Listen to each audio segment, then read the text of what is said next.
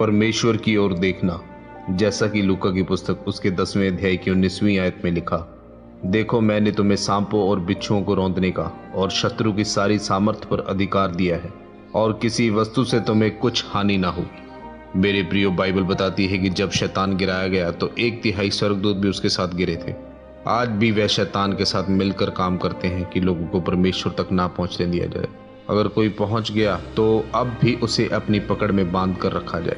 परमेश्वर ने कहा कि देखो मैंने तुम्हें सांपों और बिच्छुओं को रौंदने का पूरा अधिकार दिया है, और उनकी सारी शक्ति पर तुम्हें अधिकार दिया है, और किसी भी वस्तु से तुम्हें कोई हानि ना होगी। देखो का यूनानी मतलब होता है अपनी आत्मिक यानी कि अंदरूनी आंखों से देखना। बाइबल में जब हम उत्पत्ति की किताब में पढ़ें तो लिखा है कि जब शैतान ने हवा को भरमाया था तो उसने कहा था कि देखो वो फल खाने में कितना मनोहर है। जब हवा ने वो फल देखा तो उसे वह फल उतना ही मनोहर लगा जैसा कि शैतान ने बोला था। तो क्या शैतान ने सच कहा था? क्या शैतान सच बोलता है?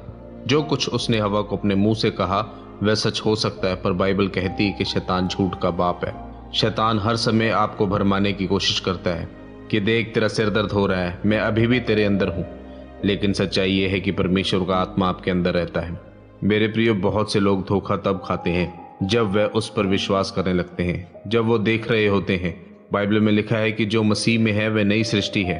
जब आप परमेश्वर में आते हैं तो आपके अंदर परमेश्वर का आत्मा रहने लगता है। जब मैं नया मसीही था और मुझे मसीह में आए 1 साल हुआ था तो एक बहन मेरे पास आई और उसने कहा कि बहुत सालों से हमारे घर में दुष्ट आत्मा है।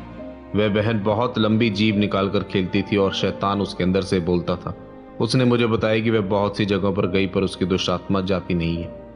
वह उसके अंदर 22 सालों से थी। मैंने उस बहन से कहा कि क्या तू उस चीज पर विश्वास करती है जो शैतान दिखा रहा है, या उस पर जो बाइबल तुझे दिखा रही है? मेरे प्रिय, परमेश्वर ने कहा कि अपने अंदर की आंखों से देखो, मैंने तुम्हें अधिकार दिया है। आज एक मसीही की दशा ऐसी है कि शैतान उससे डर रहा है और वह शैतान से डर रहा है। शैतान जानता है कि आप उससे डर रहे हो, इसलिए वह आपसे नकारात्मक बातों को बोलता है।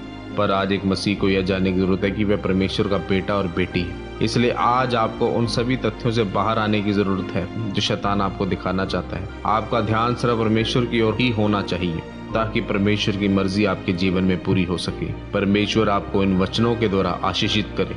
आमीन।